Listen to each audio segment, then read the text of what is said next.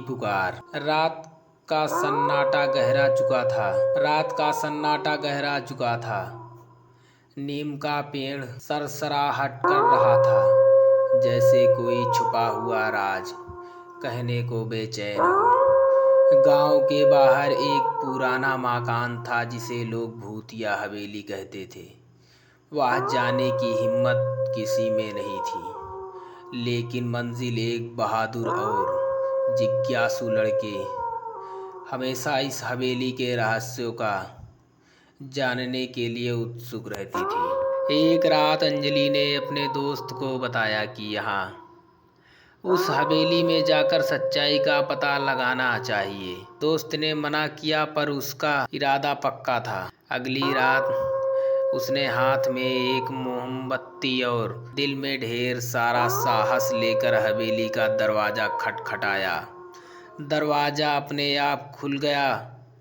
भीतर घना अंधेरा था। जैसे ही उसने अंदर कदम रखा, उसे एक बूढ़ी औरत का रोने की आवाज़ सुनाई दी। आवाज़ इतनी दर्द भरी थी कि उसके रोंगटे खड़े हो गए। उसने सोचा कि क्या वह आत्मा मदद मांग रही है। वह आवाज़ का पीछा करते हुए एक कमरे में पहुंची। वहाँ एक पुरानी तस्वीर थी जिसमें वही बूढ़ी औरत थी। अंजलि ने देखा कि उस तस्वीर में औरत का चेहरा दर्द और बेबसी से भरा हुआ था। अचानक उसने महसूस किया कि कोई उसके कंधे पर हाथ रखा है। उसने डरते हुए पीछे देखा, लेकिन वहाँ कोई नहीं था।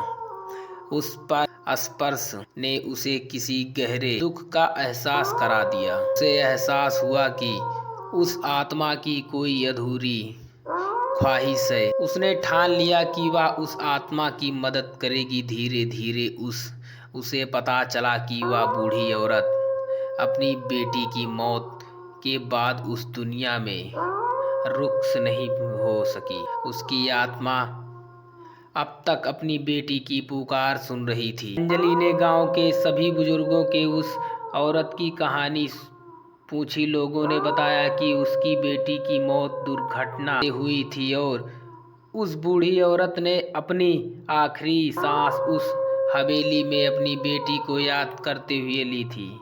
अंजलि ने अपनी प्रार्थनाओं में उस बूढ़ी आत्माओं को शांति के लिए दुआ की और उसी हवेली में एक दिया जलाया। कुछ ही समय बाद हवेली में वह सिसकियां हमेशा के लिए बंद हो गई। अंजलि जब उस हवेली के पास से गुजरती, उसे लगता कि हवेली के दरवाजे से एक हल्की मुस्कुराहट के साथ कोई उसे ध्यान दे रहा है। यह कहानी अंजलि के साहस और आत्मा की शांति के लिए उसकी कोशिश को बयां करती है। सो हे गाइस, वीडियो पसंद आया हो तो चैनल को सब्सक्राइब एंड वीडियो को लाइक कीजिए। मिलते हैं किसी नेक्स्ट वीडियो में। तब तक के लिए जय हिंद, वंदे मातरम।